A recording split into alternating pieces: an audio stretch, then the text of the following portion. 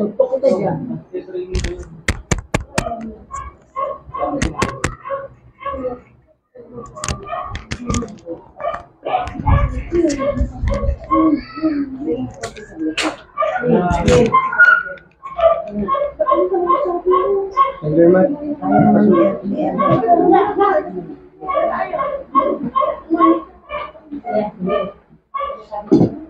Ako na rin sa lababo. Ako makahapon. Hindi na sa gilid ko niya. Sikit siya. Ano yung Pamano ng pusa.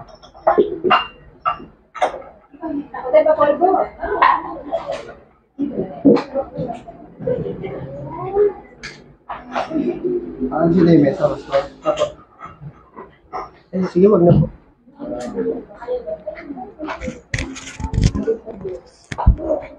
Ihanda na po natin ang ating mga sarili sa panambahan sa Panginoon.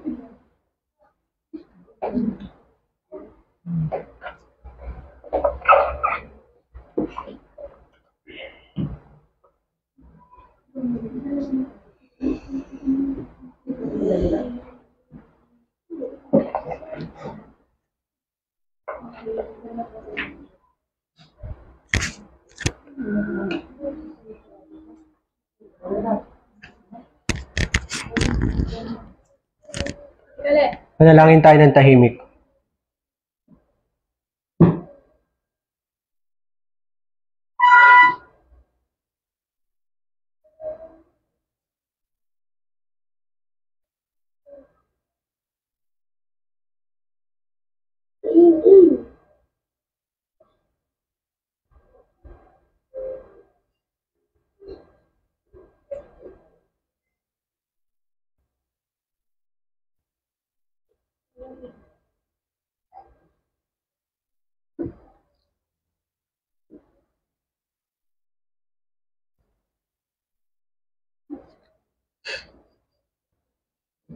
Ang batong itinakwil naman nagtayo ay naging panulok na bato.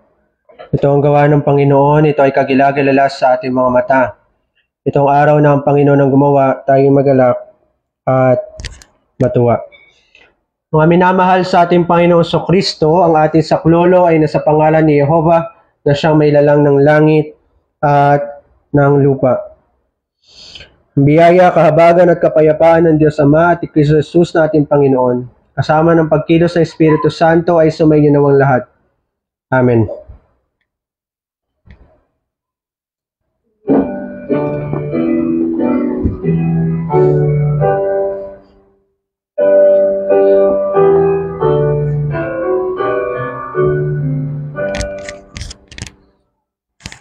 Praise God from whom all blessings flow. Praise Him, all creatures here below. Praise Him above ye heavenly hosts. Praise Father, Son, and Holy Ghost. Amen.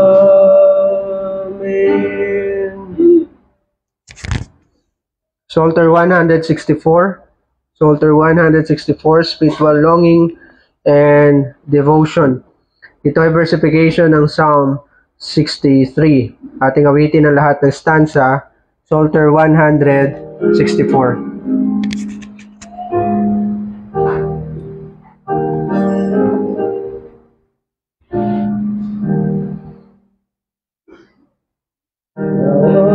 God, O God of grace, and earnestly I seek Thy face. My heart cries out for Thee, my spirit thirsts Thy grace to taste, an exile in this desert waste, in which no waters be, in which no waters be.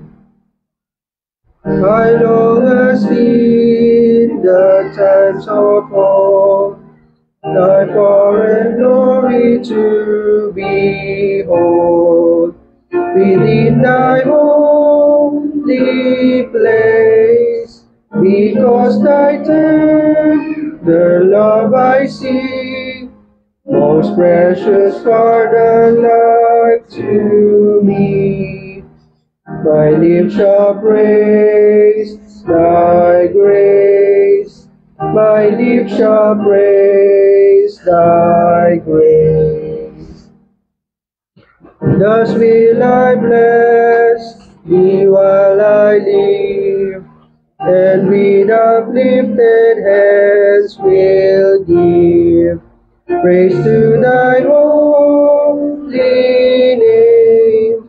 When by thy bounty well supplied, then shall my soul be satisfied. My mouth shall praise, proclaim.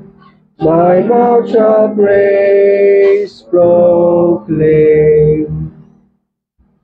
My lips shall lead thy praise delight, when on my bed I rest at night, and meditate on thee, because thy hand assistance brings, beneath the shadow of thy wings.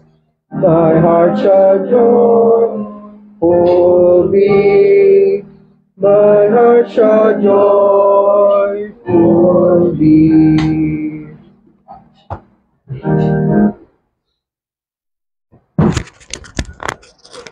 Let us now confess our Catholic undoubted Christian faith in the words of the Apostles' Creed.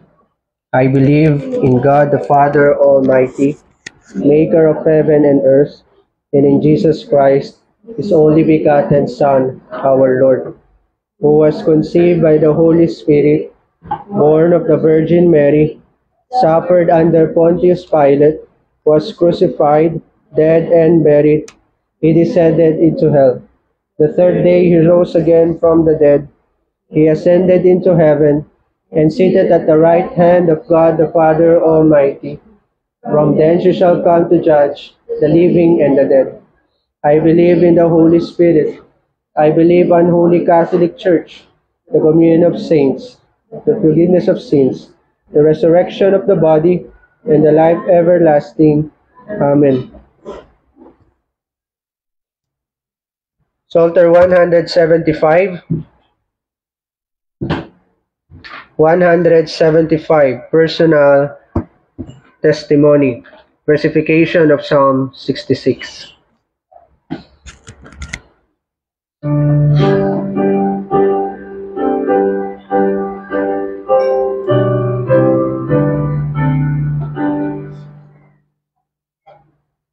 Come, holy people, bless our God, and tell his glorious praise abroad, who holds our soul in life, who never lets our feet be moved, and though our faith he oft has proved, upholds us in the strife. We come with offerings to his house, and here we pay the solemn vows we uttered in distress.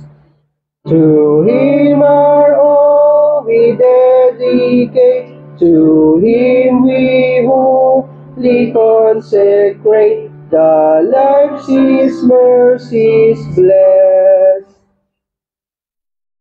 Come here, all ye that fear the Lord, while I with grateful heart record what God has done for me.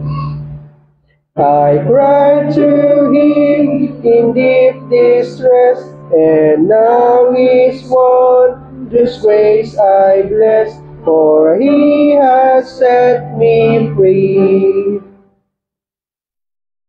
The Lord who turns turns away the plea of those who love iniquity, has answered my request. He has not turned away my prayer. His grace and love He makes me share. His name be ever blessed.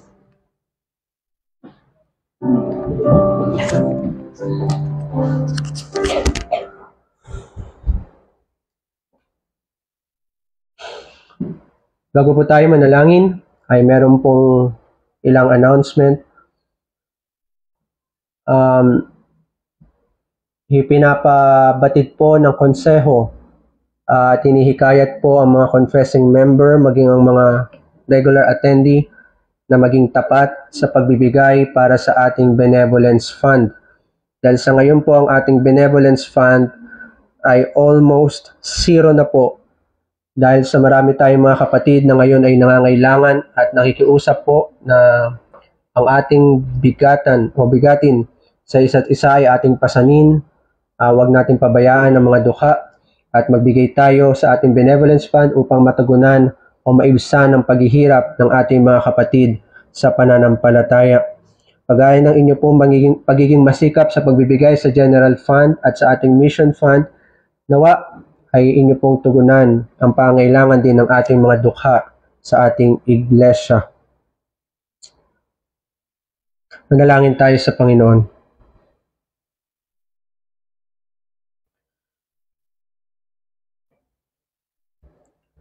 Aming Ama na nasa langit,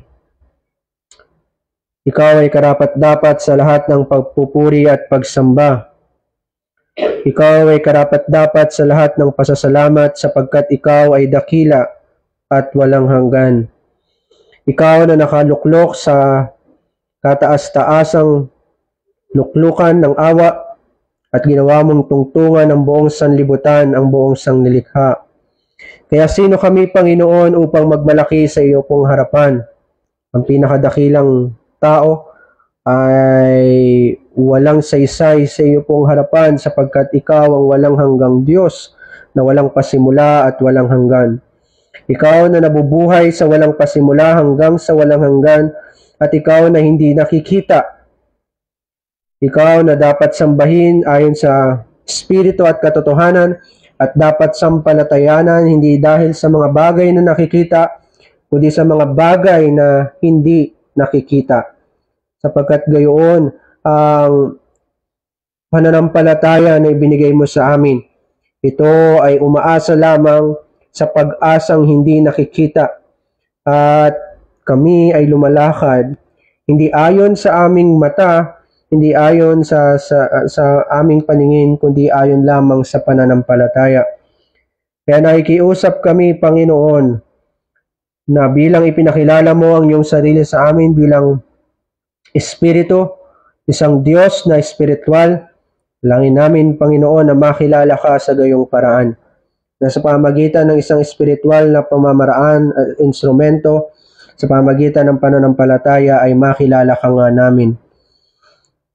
Na maging sa mga bagay na nakikita, ay hindi ito makaapekto sa aming karunungan patungkol sa iyo, sa aming pananampalataya. Kahit sa mga bagay na alam naming masama para sa amin sa araw na ito sapagkat dahil sa tindi ng paghihirap at hinagpis na aming dinaranas.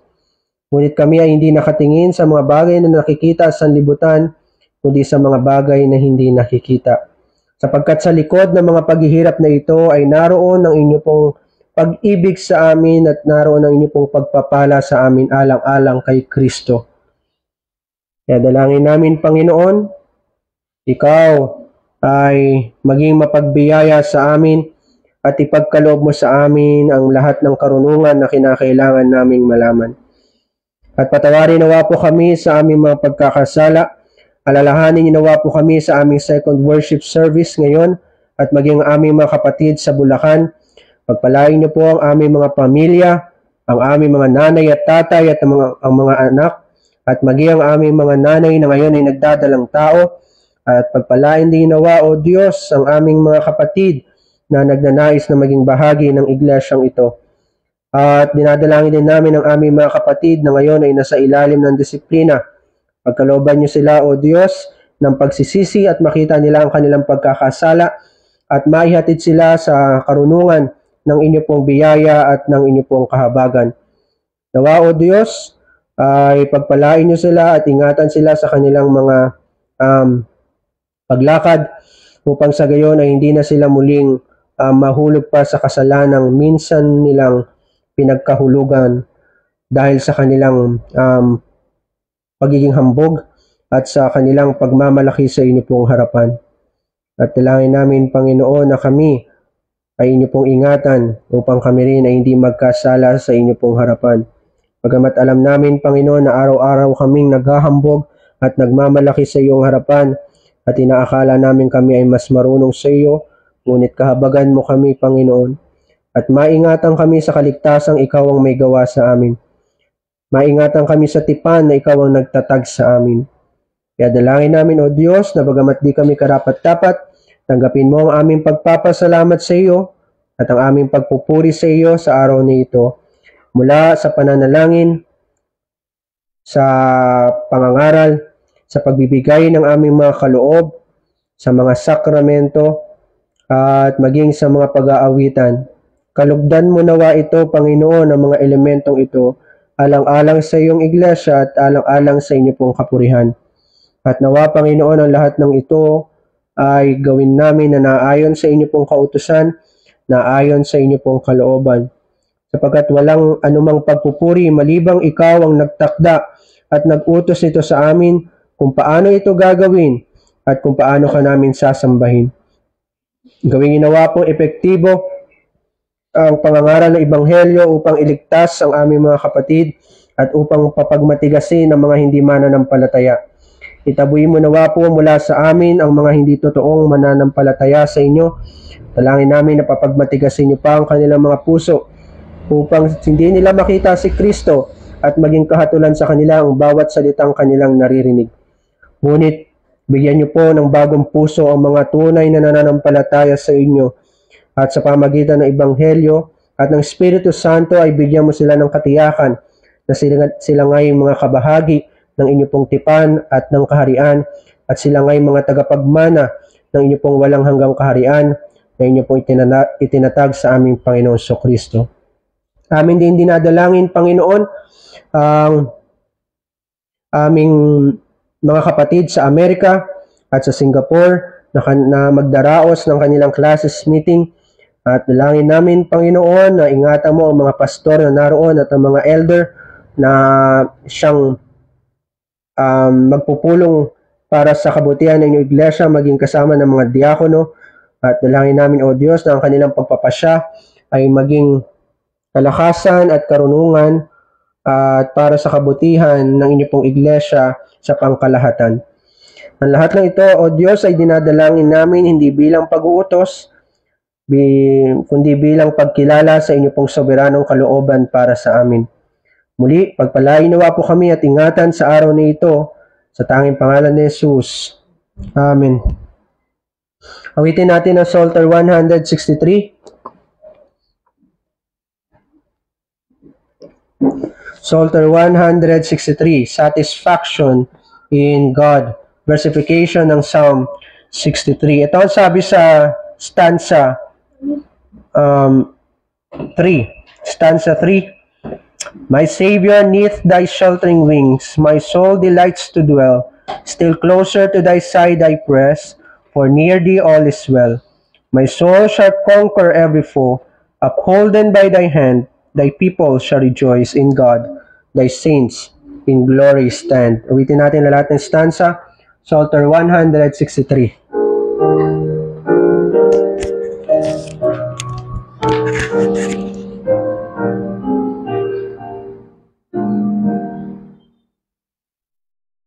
O Lord my God, most earnestly my heart will seek thy face.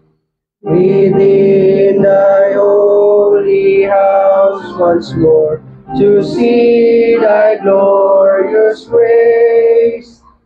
Apart from thee I long and thirst, and naught can satisfy.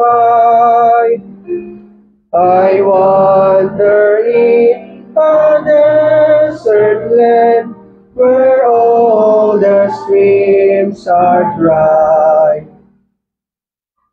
The loving kindness of my God is more than life to me.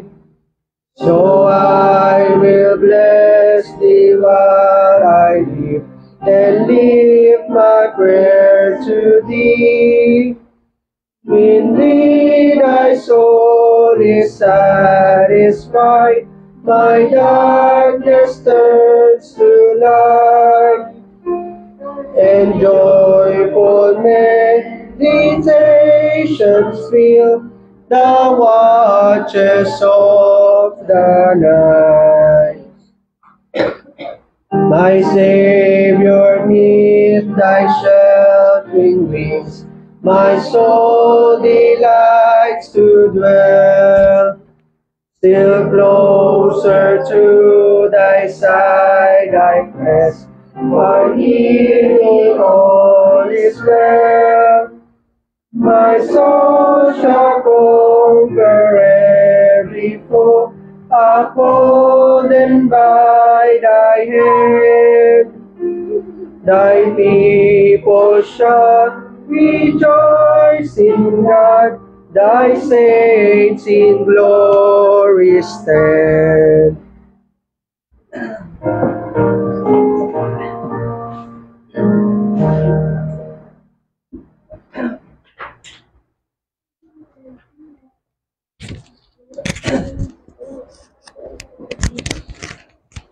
Dumako tayo sa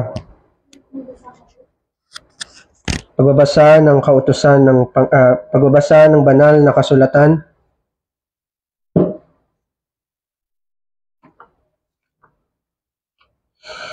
Sa Romans chapter 8. Romans chapter 8. Babasahin natin ang buong kabanata ng Romans chapter 8. Upang inyong maunawaan ang konteksto ng ating teksto mamaya. Romans chapter 8, ang buong kabanata. Romans chapter 8. Mga kabataan, iwasan ninyo ang pag-iingay at paglalaro sa inyong upuan upang hindi kayo makaabala sa mga nakikinig. Ngayon nga'y wala ng kahatulan sa mga nakay Kristo Jesus, sapagkat ang kautusan ng Espiritu ng buhay na nakay Kristo Jesus ay nagpapalaya sa atin mula sa kautusan ng kasalanan at ng kamatayan. Sapagkat ang hindi magawa ng kautusan niya, mang ito ay pinahina ng laman, ay ginawa ng Diyos sa pagsusugo sa kanyang sariling anak sa inyo ng makasalan sa anyo ng makasalanang laman. At tungkol sa kasalanan ay hinatulan niya ang kasalanan sa laman, upang ang katuwirang itinakda ng kautusan ay matupad sa atin at hindi lumalakad ayon sa laman kundi ayon sa Espiritu. Sapagkat ang mga ayon sa laman ay nagtutuon ng kanilang isipan sa mga bagay ng laman, subalit ang mga ayon sa Espiritu ay sa mga bagay ng Espiritu. Sapagkat ang kaisipan ng laman ay kamatayan, subalit ang kaisipan ng Espiritu ay buhay at kapayapaan. Sapagkat ang kaisipan ng laman ay pagkapuot laban sa Diyos, sapagkat hindi ito napapasakop sa kautusan ng Diyos, ni hindi nga maaari. At ang mga nasa laman ay hindi makapagbibigay lugod sa Diyos. Ngunit kayo'y wala sa laman, kundi nasa Espiritu, yamang nananatili sa inyo ang Espiritu ng Diyos. Subalit kung ang sino may walang Espiritu ni Kristo, siya'y hindi sa Kanya. At kung si Kristo ay nasa inyo, ang katawan ay patay dahil sa kasalanan. Ngunit ang Espiritu ay buhay dahil sa katuwiran. Ngunit ang Espiritu ni yaong bumuhay na muli kay Jesus ay nananatili sa inyo, siya na bumubuhay na muli kay Kristo mula sa mga patay ay magbibigay ng buhay sa inyong mga katawang may kamatayan sa pamagitan ng kanyang Espiritu na naninirahan sa inyo. Kaya nga mga kapatid, mga may utang tayo, hindi sa laman upang mamuhay ayon sa laman. Sapagkat kung mamumuhay kayo ayon sa laman, kayo ay mamamatay. Subalit kung sa pamamagitan ng Espiritu ay pinapatay ninyo ang mga gawa ng laman, kayo ay mabubuhay. Sapagkat ang lahat ng pinapatnubayan ng Espiritu ng Diyos ay sila ang mga anak ng Diyos. Sapagkat hindi kayo tumanggap ng Espiritu ng pagkaalipin upang muling matakot, kundi tumanggap kayo ng Espiritu ng pagkukupkop, na dahil dito'y tumatawag tayo, Aba, Ama. Ang Espiritu mismo ang nagpapatotoo, kasama ng ating Espiritu, na tayo'y mga anak ng Diyos. At kung mga anak ay mga tagapagmana rin, mga tagapagmana ng Diyos at mga kasamang tagapagmana ni Kristo, kung tunay nga nagtitiis tayong kasama niya upang tayo'y luwalhatiin namang kasama niya.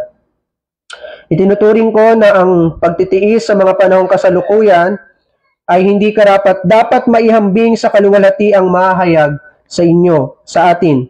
Sapagkat ang masidhing inaasam ng sanglilikha ay ang inaasahang paghahayag ng mga anak ng Diyos. Sapagkat ang sanglilikha ay nasakop ng kawalang kabuluhan, hindi sa kanyang kalooban, kundi dahil doon sa sumakop sa kanya sa pag-asa, na ang sanglilikha naman ay mapapalaya mula sa pagkaalipin sa kabulukan tungo sa kalayaan ng kaluwalhatian ng mga anak ng Diyos. Sapagkat nalalaman natin na ang buong sanglilikha ay sama-samang dumaraing at naghihirap sa pagdaramdam hanggang ngayon. At hindi lamang sanglilikha, kundi pati naman tayo na mayroong mga unang bunga ng Espiritu, na tayo na may dumaraing din sa ating mga sarili, sa masidhing paghihintay ng pagkukupkop ang pagtubos sa ating katawan. Sapagkat tayo iniligtas sa pamamagitan ng pag-asang ito, ngunit ang pag-asang nakikita ay hindi pag-asa, sapagkat sino nga ang umaasa sa nakikita? Subalit kung umaasa tayo sa hindi natin nakikita, hinihintay natin itong may pagtitiis.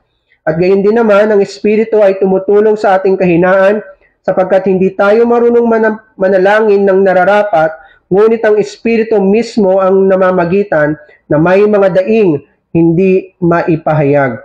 Ngunit ang Diyos sa sumisiyasat ng mga puso ay nakakaalam kung ano ang kaisipan ng Espiritu, sapagkat siya ang namamagitan dahil sa mga banal ayon sa kalooban ng Diyos.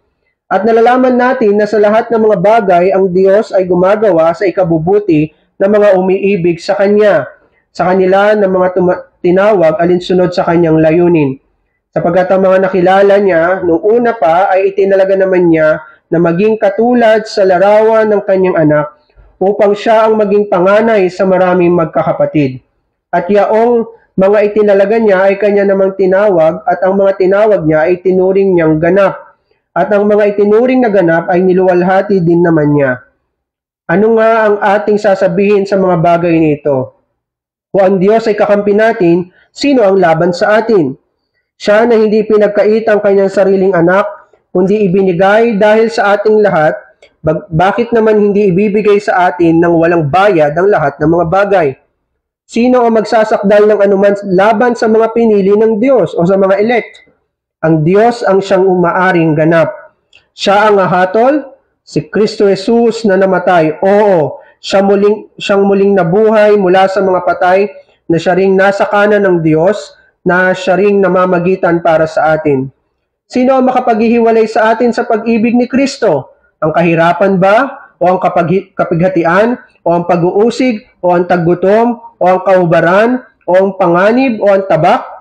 Gaya na nasusulat, dahil sa inyo kami pinapatay sa buong araw, kami ay itinuring na mga tupa sa katayan. Ngunit sa lahat ng mga bagay na ito, tayo'y higit pa sa mga nagtatagumpay sa pamagitan niya na sa atin ay umibig. Sapagkat ako'y naniniwalang lubos na kahit ang kamatayan man, ni ang buhay, ni ang mga anghel, ni ang mga pinuno, ni ang mga bagay na kasalukuyan, ni ang mga bagay na darating, ni ang mga kapangyarihan, ni ang kataasan, ni ang kalaliman, ni ang alin pamang nilalang, ay hindi makapaghihiwalay sa atin sa pag-ibig ng Diyos na nakay Kristo Jesus na Panginoon natin. Pagpalain nawa ang pagkabasa ng salita ng Panginoon. Ang ating teksto ay nasa verse 32. Siya na hindi pinagkait ang kanyang sariling anak, kundi ibinigay dahil sa ating lahat, bakit naman hindi ibibigay sa atin ng walang bayad ang lahat ng mga bagay?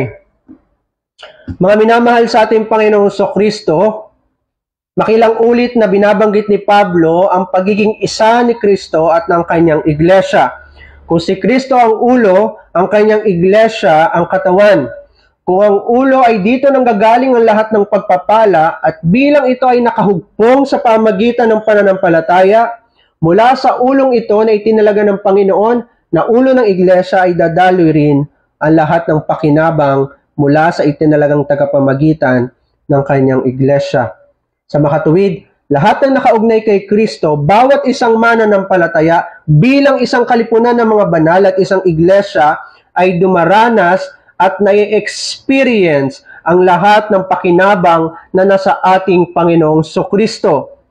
At walang nabanggit si Pablo na mararanasan mo ang mga ito, ang mga pagpapalang ito na mula kay Kristo, kung meron ka munang gagawin o kung meron ka munang gagawin para sa Panginoon o gagawin para sa kapwa mo o meron ka munang gagawin sa kautusan. Sapagkat sinabi na ni Pablo, walang kapangyarihan ang kautusan. Sabi niya sa verse 3, sapagkat ang hindi magawa ng kautusan, yamang ito ay pinahina ng laman. Walang kapangyarihan ng kautusan na iligtas ang bayan ng Diyos. Walang kapangyarihan ng kautusan na bigyan ng katuwiran ng bayan ng Diyos, ang iglesia ng Panginoong Kristo. Wala rin itong kapangyarihan upang lahat ng pagpapala na meron kay Kristo ay dumaloy sa lahat ng kasapi ng katawan. Sapagkat ang punto ni Pablo, ang pagkakakilanlan, yung identity ng iglesia ay wala sa mga bagay na kanilang ginagawa. Sila ay hindi mga naging anak ng Diyos dahil sumusunod sila sa Diyos, kundi dahil sila ay iniluwal ng Diyos sa pamagitan ng Espiritu Santo. Ang iyong anak ay hindi naging anak mo dahil siya ay gumagawa ng mga bagay na gusto mo. O dahil nakikita mo yung sarili mo sa kanya, kaya nasasabi mo na siya nga ay anak mo. Hindi. Yan ay anak mo dahil yan ay naggaling mismo sa sinapupunan mo. Regardless kung anong ginagawa, suwail man ang anak mo o masunurin, regardless, yan ay anak mo. At yun ang sasabi ni Pablo. Kaya nga sabi ni Pablo, kaya sabi sa verse 14, sapagkat ang lahat ng pinapatnubayan ng Espiritu ng Diyos ay sila ang mga anak ng Diyos. At sa mga susunod na talata, sinabi ni Pablo na itong Espiritu na ito na nananahan sa bawat isang mananampalataya, na ang lahat daw ng pinuspos ng Espiritu Santo, sila yung tinatawag na anak ng Diyos, at yung Espiritu na ito, sabi ni Kristo, ito ang Espiritu ni Kristo. Ibig sabihin, tayo ay mga naging anak ng Diyos. Hindi dahil sa sumampalataya ka, hindi dahil sa nagsisi ka ng kasalanan mo, kundi dahil si Kristo ay nananahan sa atin. At ang tawag dito ni Pablo ay pakikisama o fellowship.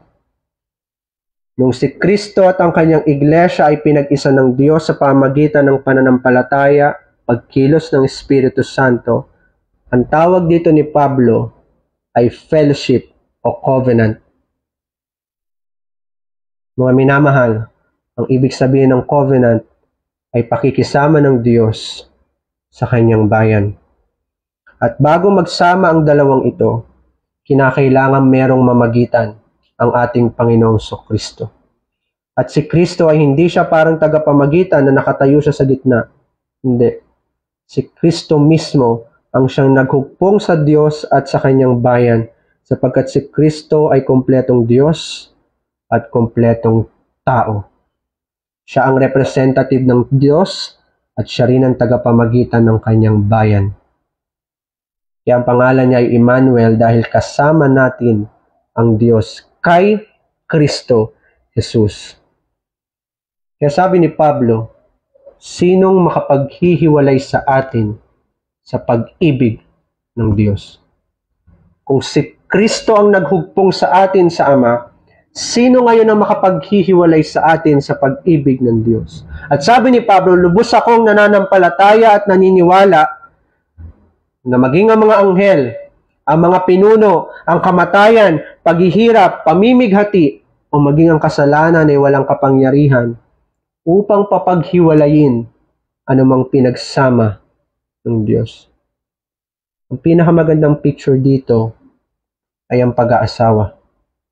Sabi ng Panginoon, sino mang pinagsama ng Diyos ay walang sino man ang pwedeng mapagpahiwalay ito maliban sa Diyos sa pamagitan ng kamatayan.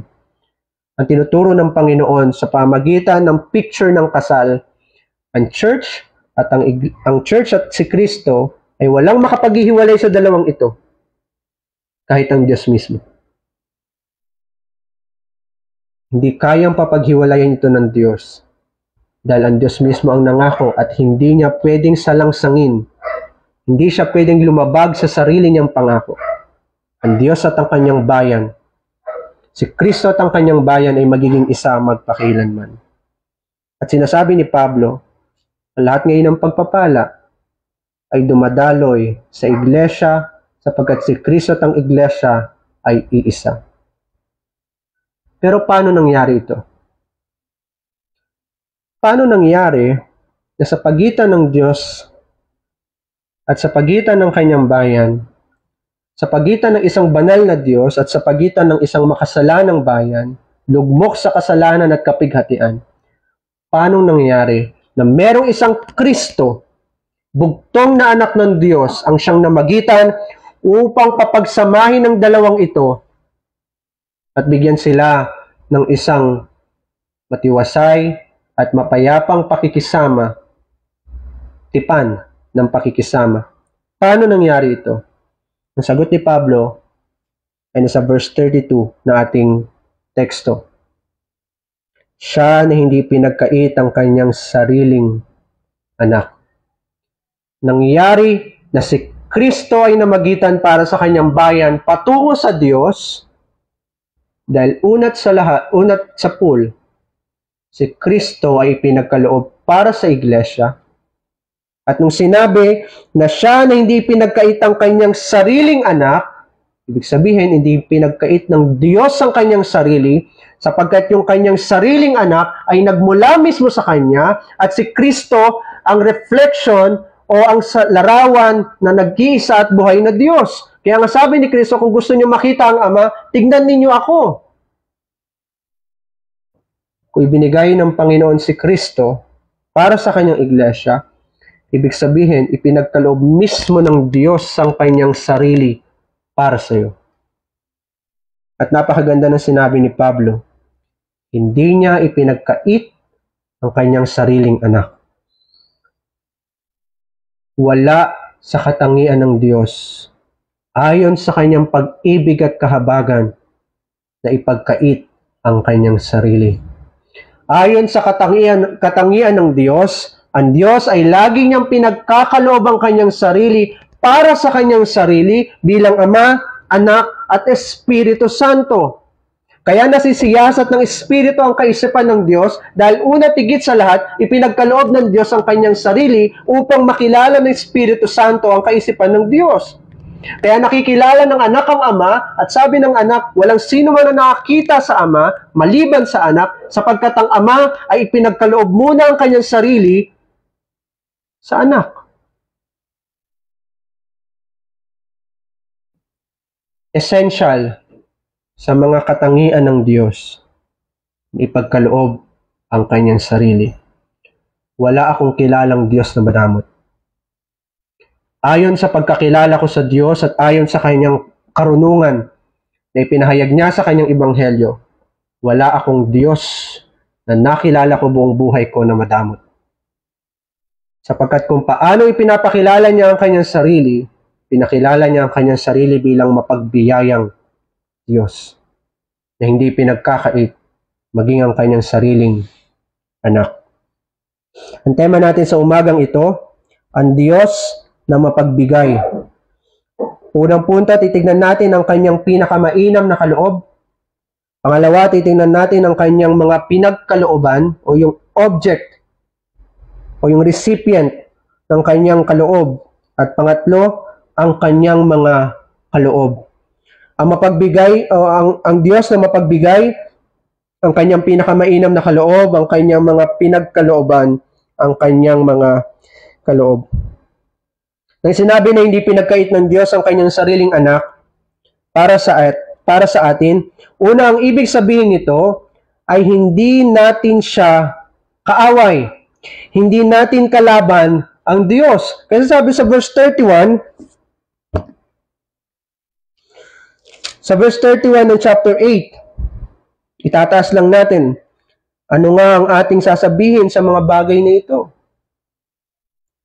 Kung ang Diyos ay kakampi natin, sino ang laban sa atin? Saka sinabi ni Pablo, siya na hindi pinagkait ang kanyang sariling anak. Ibig sabihin na ang Diyos ay mapagbigay at hindi niya ipinagkait ang kanyang sariling anak, ang ibig munang sabihin nito, hindi natin kaaway ang Diyos.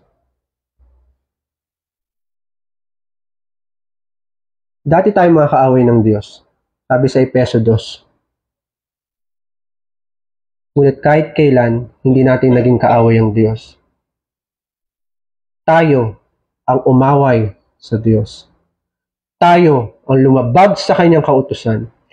Tayo ang tumalikod sa pakikisama sa Kanya at iniwan natin ang napakagandang relasyon na meron tayo sa Diyos. Iniwan natin ang hardin at lumayas tayo sa hardin at pinakinggan natin ang kasinungalingan ng serpente. Ikaw ay magiging Diyos pagkakainin mo yan. Nagtiwala tayo sa ating sarili at binigyan natin ng sariling katuwiran ng ating sarili. Ngunit hindi tayo kinalaban ng Panginoon. Ni minsan na hindi natin naging kaaway ang Diyos.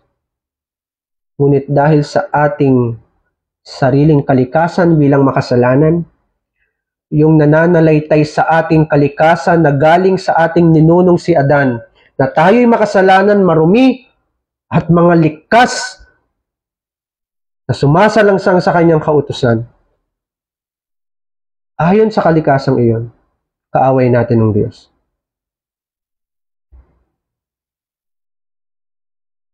Ngunit sabi sa atin, kung ang Diyos ay kakampi natin, sino ang laban sa atin? Naging kakampi ba natin ng Diyos nung namatay si Kristo sa krus? Naging kakampi ba natin ng Diyos nung si Kristo ay nagpakahirap hanggang sa siya ay mamatay sa krus? Naging kakampi ba natin ng Diyos nung si Kristo ay nabuhay na muli mula sa mga patay? Umakyat sa langit at nangako na ibubuhos niya ang Espiritu Santo upang ipaliwanag ang mga misteryo ng pananampalataya at ebanghelyo. Naging kakampi ba natin ng Diyos nung nangyari ang mga bagay nito? Patunay ang kamatayan ni Kristo na bago pa mamatay si Kristo, kakampi na natin ng Diyos. Bago pa magpakahirap si Kristo, kakampi na natin ang Diyos. Hindi ba't sabi mismo ni Pablo, habang tayo ay makasalanan, si Kristo ay namatay para sa atin. Habang tayo ay mahina, si Kristo ay namatay para sa atin. Ang ibig sabihin nito, hindi tayo naging kakampi ng Diyos dahil si Kristo ay namatay para sa atin. Ang totoo, yung pagkamatay ni Kristo sa krus ay patunay na ang Diyos ay laging nasa tabi natin at kahit kailan na hindi tayo iniwanan ng Panginoon. Patunay ang krus ng Kalbaryo na kahit kailan ay hindi ka kinapuutan ng Panginoon. Kaya namatay si Kristo para sa iyo at nasa isipan ni Kristo ang bawat isang hinirang ng Panginoon dahil una't higit sa lahat, iniibig niya ang kanyang bayan. Alam ni Kristo na nalalapit na ang kanyang kamatayan, sabi sa John chapter 13 verse 1, at mamamatay siya para sa mga ibinigay ng Panginoon na nasa sanlibutan, hindi binigay ng Panginoon sa kanya. Naging kakampi natin ng Diyos mula pa sa walang pasimula. At never tayong naging kaaway ng Diyos. Patunay dito, mga minamahal, nung nahulog sa pagkakasala si Adan at Eva, sinalo agad sila ng pangako ng binhi ng babae. Ang binhi ng babae ang durog sa ulo ng serpente. Hindi hinayaan ng Panginoon ang ating mga ninuno na sila Adan at Eva na mga mananampalataya rin na tuluyang mahulog sa kahatulan at kamatayan ng impyerno. Sinalo agad sila ng Panginoon, ngunit kailangan nilang danasin yung consequence na ginawa nila. Kaya lahat tayo ay nagmana ng kabulukan at sala ni Adan bilang consequence ng kanilang pagkakasala sa Diyos. Ngunit hindi ibig sabihin na iniwan tayo ng Panginoon at patunay dito na sa takdang oras ay nanampalataya ka sa Diyos bilang patunay na maging sa paglalakad mo sa kasalanan, naroon ang Panginoon at iniingatan ka. At hindi ka tuluyang nahulog sa kasalanan at hindi ka tuluyang nahulog sa kamatayan dahil naroon ang Panginoong Kristo, dinadala ka sa kaligtasang itinakda sa iyo ng Panginoon para sa iyo. At yun ang sinasabi ni Pablo. Ang lahat ng bagay ay nagkakalakip-lakip, sabi sa verse 28 hanggang 29, para sa yaong mga hinirang ng Panginoon mula pa sa walang pasimula. At ayon sa kanyang pagpili, tatawagin niya sila, bibigyan ng pananampalataya, kukupkupin, papakabanalin at ipapawalang sala ayon sa kanyang magandang kalooban para sa kanila. Sapagkat bago pa ang lahat ng sanlibutan, bago pa yung aktual na kamatayan ni Kristo, iniibig na tayo ng Panginoon at kahit kailan ay hindi tayo naging kaaway ng Panginoon. Yun ang ibig sabihin muna na hindi niya ipinagkait ang kanyang sariling anak sa atin sapagkat hindi tayo kaaway ng Diyos. At ang kabaliktaran ng kaaway ay kaibigan. Kaya sabi ni Jesus, wala nang higit pang kadakilaan ng isang tao ay mamatay para sa kanyang kaibigan. Siya yun. Namatay si Kristo para sa kanyang mga kaibigan. Hindi mga kaaway, mga kaibigan. Yun muna ang ibig sabihin na hindi pinagkait ni Kristo ang kanyang bugtong na anak. Pangalawa, ang ibig sabihin nito ay hindi ipinagkait ng Diyos ang kanyang sariling anak. Ibig sabihin, bilang siya ay kakampi natin at hindi kaaway, kahit kailan ay hindi niya ipagkakait ang kanyang sarili sa atin alang-alang kay Kristo bilang pinakamainam na kaloob sa atin. Ang pinakamainam na kaloob sa atin ng Diyos ay ang kanyang sarili sa pamagitan ng kanyang bugtong na anak. Wala ka ng ibang mas gugustuhin pang kaloob, kundi ipagkaloob ng Diyos ang kanyang sarili sa pamagitan ng Panginoong Kristo. Alam niyo kung bakit? Dahil tayo ay mga kaaway ng Diyos. Bilang makasalanan, kaaway natin ng Diyos. At kung hindi ipagkakaloob ng Diyos ang kanyang sarili sa atin, mananatili tayong kaaway ng Diyos. At ang ibig sabihin nun, walang katapusang digmaan. At anong resulta ng walang katapusang digmaan? Walang kapayapaan. Kaguluhan. Kaya nga sabi nga ni Pablo sa chapter 5 verse 1, kaya't yamang tayo'y inaring ganap, ginastify sa pamamagitan ng pananampalataya, meron tayong kapayapaan sa Diyos sa pamamagitan ng ating Panginoong Kristo. At ang kapayapaang iyon, ang ibig sabihin, natapos na ang digmaan sa pagitan ng Diyos at ng kanyang bayan, wala nang anumang laban ng Diyos laban sa kanyang bayan, sapagkat pinawi na ito ng Panginoong Kristo. Yun ang ibig sabihin na ipinagkaloob niya ang kanyang sarili. Kinakailangan na ang Diyos ay ipagkaloob niya ang kanyang sarili sa atin upang tayo ay magkaroon ng katuwiran. Kaya hindi tayo pinupuksa ng Diyos dahil una tigit sa lahat, ang nakita niya sa atin ay ang kanyang sariling katuwiran. Nakita niya ang kanyang sarili sa atin. Kaya ano sabi ni Pablo? Sabi ni Pablo sa verse 29, sapagkat ang mga nakilala niya noong una pa, election, ang ibig sabihin nun, ay itinalaga naman niya na maging katulad sa larawan ng kanyang anak.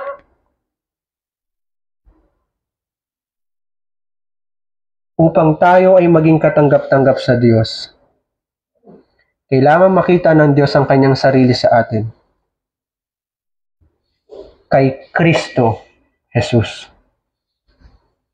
Kailangan tayo ay maging kawangis ng Panginoong Kristo, sapagkat ang Panginoong Kristo ang kaluwalhatian na nag-iisa at tunay na Diyos.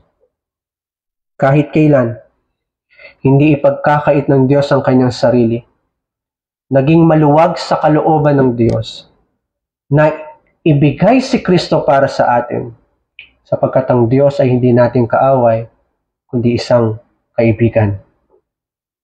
Na kahit mismo ang kanyang sariling anak, ang kanyang sarili, ay pinagkaloob niya sa kanyang bayan upang mapawi ang kanilang kasalanan na kanilang sinadyang gawin at nahulog sila sa pagkakasala at kinuha ito ng Panginoon at ibinintang sa kanyang anak. At yung katuwiran ng kanyang anak ay ibinigay niya sa kanyang bayan upang tayo ay maging katanggap-tanggap sa kanya. Hindi niya ipinagkait ang sarili niya sa atin. At ang ibig sabihin nito, ibinigay niya ang pinakamainam na kaloob, ang Panginoong Kristo. Ipinaulit-ulit ni Pablo sa kabanata na sino mang na kay Kristo ay wala na sa kahatulan. At ang ibig sabihin nun, sino mang na kay Kristo ay anak ng Diyos. Ang nililigtas ng Panginoon ay hindi yung mga taga-ibang bayan. Ang nililigtas ng Diyos ay hindi yung mga hindi mananampalataya. Ang nililigtas ng Diyos ay yung mga sarili niyang sambahayan. Kagaya ng sinasabi sa Salmo, siya ay gaya ng isang mahabaging ama na iniibig ang mga natatakot sa kanya. Ang ibig sabihin muna nun, ang kanyang iniibig ay ang kanyang sariling sambahayan. Kasi ang isang mabuting ama, hindi niya iniibig ang lahat ng pamilya, iniibig lamang niya at pinoprotektahan niya ang kanyang sariling sambahayan. Hindi niya iniibig ang maraming babae, iniibig lamang niya ang kanyang nag-iisang asawa. Yun ang isang mabuting ama. At doon inaliluntulad ang pag-ibig ng Diyos sa atin.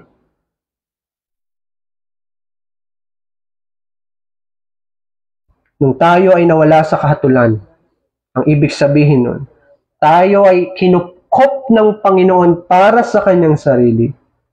Tayo ay naging sambahayan ng Diyos. Kaya nga sabi nga sa verse 14, sapagkat ang lahat ng pinapatnubayan ng Espiritu ng Diyos, sila ay ang mga anak ng Diyos. Yung pakikipagkasundo ay exclusive lamang yung salitang ito, yung pakikipagkasundo. Yung sinabi ni Pablo na tayo ay pinagkakasundo sa Diyos. Exclusive lamang yung salitang pakikipagkasundo sa dalawang partido na mayroong relasyon sa isa't isa.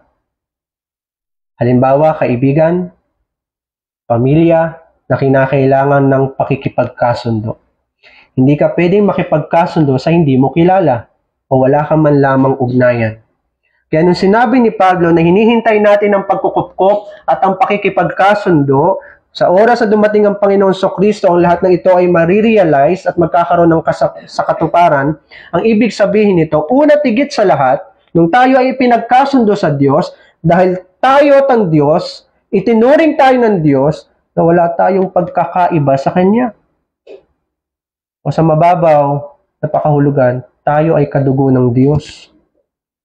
Kaya naging posible ang pakikipagkasundo.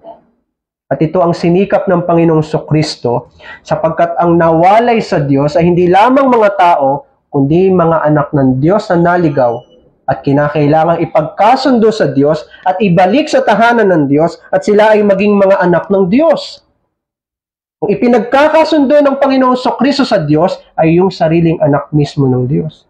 Yung mga sariling anak ng Diyos. Sino itong mga anak ng Diyos na ito? mga mananampalataya. Mga mananampalataya lamang. Masakit mang isipin, hindi lahat ng tao ay maliligtas. Wala sa layunin ng Panginoon. Bilang isang mabuting ama, hindi niya layunin na iligtas ang bawat isa. Ang ililigtas lamang niya ay yung kanyang mga sariling anak. Ang pakikipagkasundo na ito ay hindi para sa lahat. Yung sinabi na hindi niya ipinagkait ang kanyang sarili, naging mapagbigay siya hindi sa lahat ng tao, kundi para lamang sa kanyang mga anak. Ang mga mananampalataya ay ang pinagkalooban ng Diyos ng kanyang sariling anak. Sa kanila siya hindi nagdamot, kundi naging mapagbigay. At sa iba, pinagkait niya ang kanyang sarili. Pinagkait ni Kristo ang kanyang sarili sa iba, kaya hindi sila sumampalataya. Naririnig man nila ang laging pangangaral ng Ebanghelyo sa tuwing araw ng linggo, kahit nasa loob pa sila ng church, hanggat hindi ipinagkakaloob ng Diyos ang kanyang anak, hindi mananampalataya ang isang taong yun. Mananatili siya sa kasalanan, mananatili siya sa kahatulan, at walang kaligtasan para sa kanya. Ang ating pag-asa ay ipagkaloob ng Diyos ang kanyang sarili sa pamagitan ng kanyang anak upang magkaroon tayo ng kaligtasan. Nakita ninyo ang sakramento kanina. Nakita ninyo na hindi pinagkait ng Diyos ang kanyang sarili sa atin. Ibinahagi niya ang katawan at dugo ng Panginoon sa bawat isang tunay na nananampalataya sa Kanya. Kung ang mga anak lamang ng Diyos ang pinagkalooban ng Diyos, ibig sabihin si Kristo ay nagkatawang tao, nagdusa, namatay, muling nabuhay, at umakyat sa langit para lamang sa mga anak ng Diyos, at nangakong muling babalik para lamang sa mga anak ng Diyos. Paano natin nasabi yun na siya lamang ay babalik para sa mga anak ng Diyos? Ito ang sabi sa verse 21. Na ang buong sangnilikha daw ay nagdurusa, bagamat hindi ito ayon sa kalooban ng sangnilikha, kundi sa kalooban ng tao na napasailalim sa kautusan at napasailalim sa kapighatian, na ang sangnilikha, sabi sa verse 21, ay mapapalaya mula sa pagkalipin sa kabulukan tungo sa kalayaan ng kaluwalhatian ng mga anak ng Diyos. Kahit ang buong sangnilikha ay naghihintay na bubalik ang Panginoon Kristo upang maipahayag kung sino-sino ang mga anak ng Diyos, dahil ang ibig sabihin nun ay mapapalaya ang buong sangnilikha sa sumpa ng kasalanan. Sa pagbabalik ng Panginoon ay magkakaroon ng bagong langit at bagong lupa. Tatanggalin ng Panginoon ng sumpa na napasa ilalim ang buong sangnilikha, at maging ang buong sangnilikha ay nananaghoy, at maririnig mo ito ang panaghoy ng buong sangnilikha. Bawat sakuna, pagyanig ng lupa, pag-ihip ng hangin, ay pag-iyak ng buong sanglibutan. Pag-iyak ng buong sangnilikha, habang sila rin ay naghihintay sa pagbabalik ng Panginoon upang maipahayag kung sino-sino ang mga anak ng Diyos. Dahil ang Panginoong Kristo ay babalik lamang para sa kanyang mga hinirang, hindi para sa lahat ng mga tao. Ang pagkakaloob kay Kristo sa kanyang iglesia o sa bawat mananampalataya ay isang kaloob na espiritual. Hindi ito isang material na bagay. Sapagkat ipinapaulit-ulit ni Pablo na sino mang may espiritu ay na kay Kristo. At sumasaksi ang espiritu kasama ng ating kaluluwa o espiritu na tayo ngay mga anak ng Diyos. Sabi sa verse 16, ang Espiritu mismo ay nagpapatotoo kasama ng ating espiritu na tayo yung mga anak ng Diyos, upang tayo ay makatiyak na si Kristo nga ay para sa atin at hindi natin kaaway, at siya ay babalik sa atin upang tayo ay ipagsama niya sa kanyang tahanan at sa kanyang piling, na ang lahat ng bagay ay nagkakalakip-lakip para sa atin bilang tayo ay mga anak ng Diyos. Ginagawa ito ng Diyos o sa pamagitan ng kanyang Espiritu. Tinitiyak niya sa atin na tayo ngay mga kabahagi ng katawan ni Kristo. Hindi tayo tinitiyak dahil tayo ay gumagawa ng mabuti, gumagawa tayo ng anumang makakabuti sa ating kapwa o kapurihan sa Diyos and so on and so forth. Hindi. Tinitiyak tayo na tayo ay kabahagi ng kaharian at sambahayan ng Diyos bilang mga anak ng Diyos sa pamagitan mismo ng Espiritu ng Diyos. Sapagkat ang Espiritu ng Diyos ang nakakatiyak at nakakaunawa ng kalooban ng Diyos.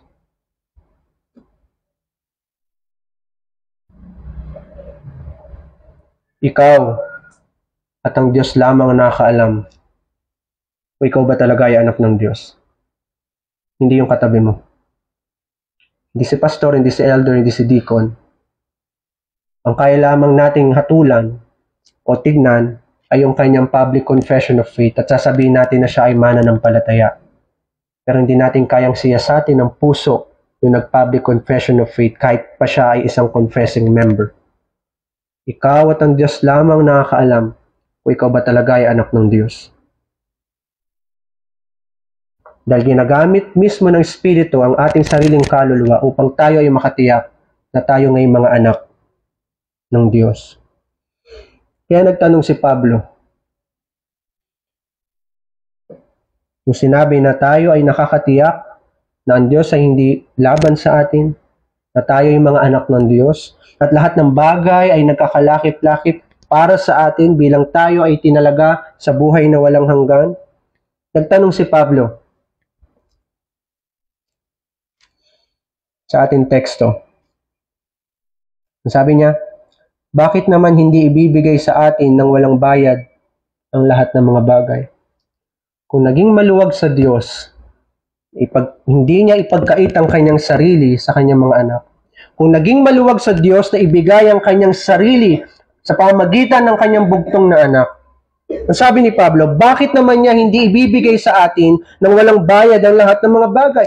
Kung ang kanyang sariling anak ay hindi niya ipagkait, bakit niya ipagkakait yung mga bagay na ito na maliit lamang sa harapan ng Panginoon?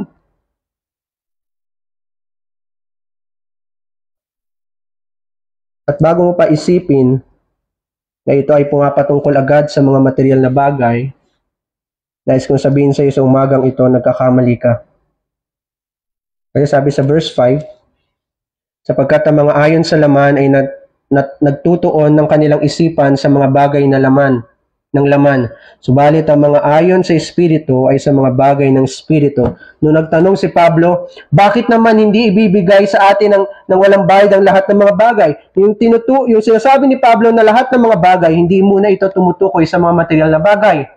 Kasi nga, sabi ni Pablo, yung mga makalaman, iniisip nila puro makalaman. Yung mga spiritual, iniisip nila laging mga makalangit. Ay imposible na sabihin ni Pablo na ito ay patungkol muna sa mga material na bagay.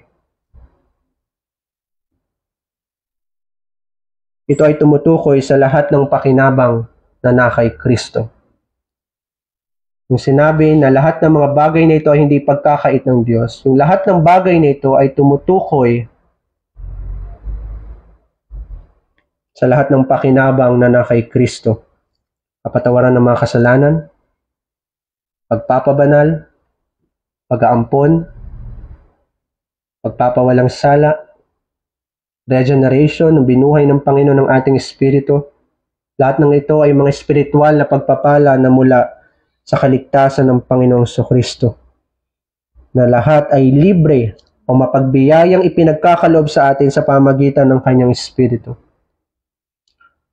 Ngunit ito rin ay tumutukoy sa mga material na bagay.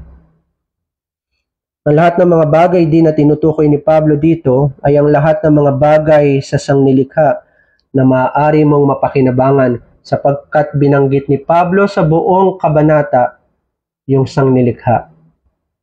At sabi niya, lahat ng mga bagay nito, maging ang buong sangnilikha, ay naglilingkod para sa iyo upang pagpalain ka ng Panginoon.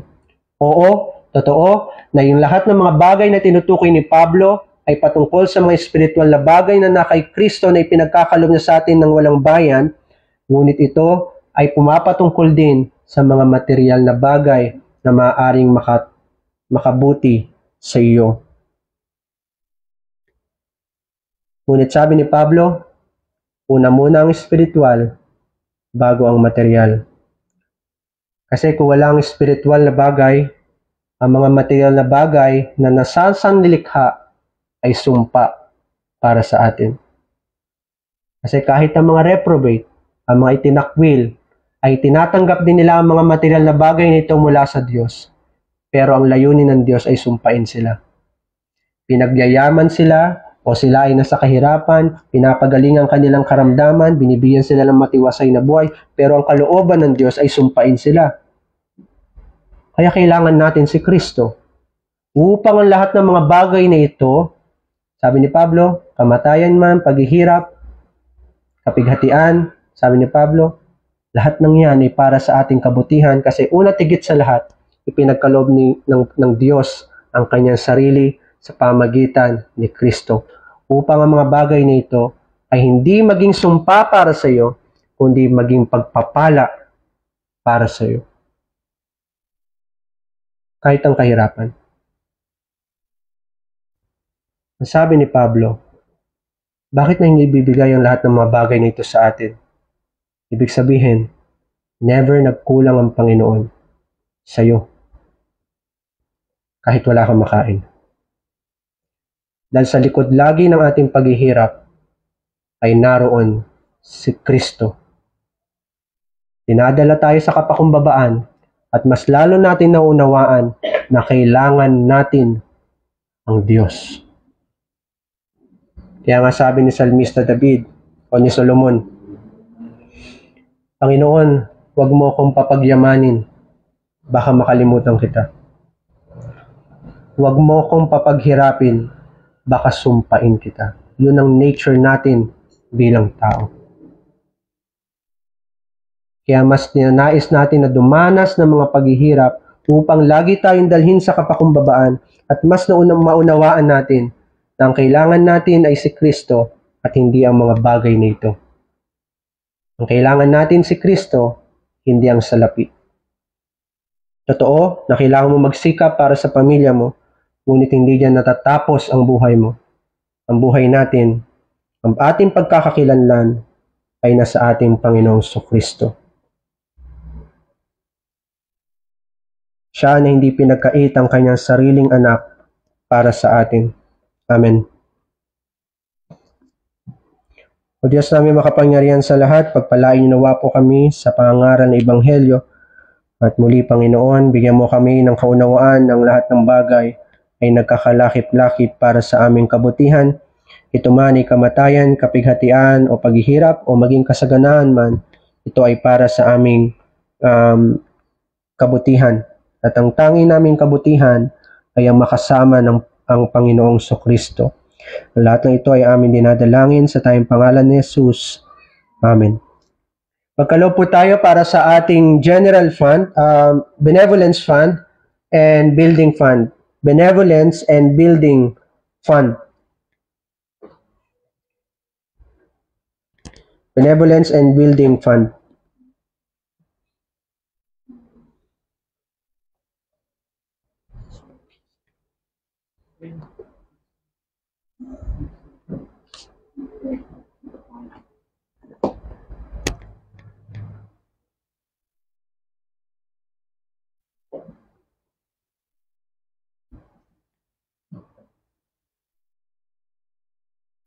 Awitin natin ang Psalter 326, Promise Mercies, versification ng Psalm 119. Ang ating awitin ay yung stanza 2 and 4. Stanza 2 and 4, 326.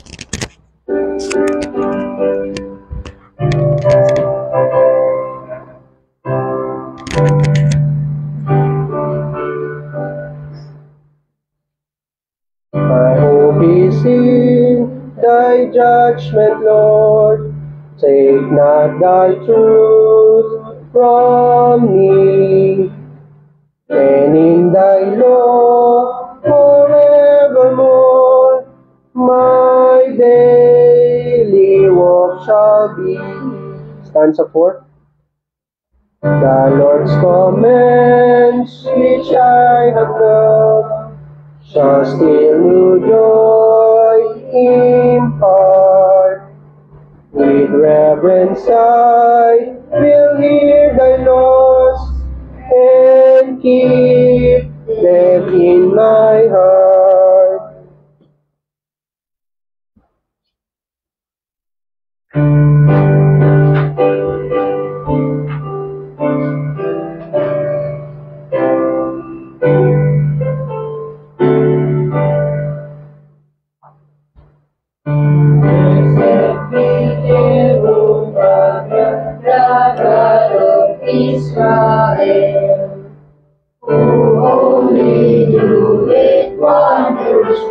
in glory, God excel. Who only knoweth wonders works in glory, God excel.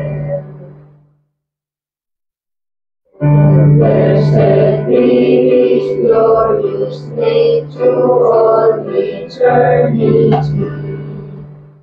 The whole earth let His glory fill. Amen. So let it be. The whole earth let His glory fill. Amen. So let it be.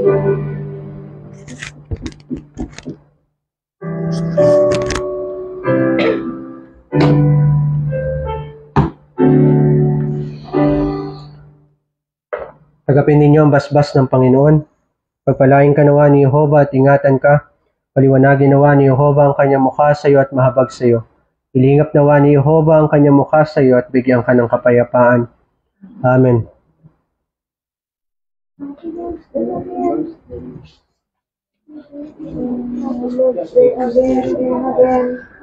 Mga kapatid, siguro mga 5 minutes break lang po ay mag-start po tayo ng ating membership class. Siguro mga 30 minutes lang po ito. Tawagan siguro natin ang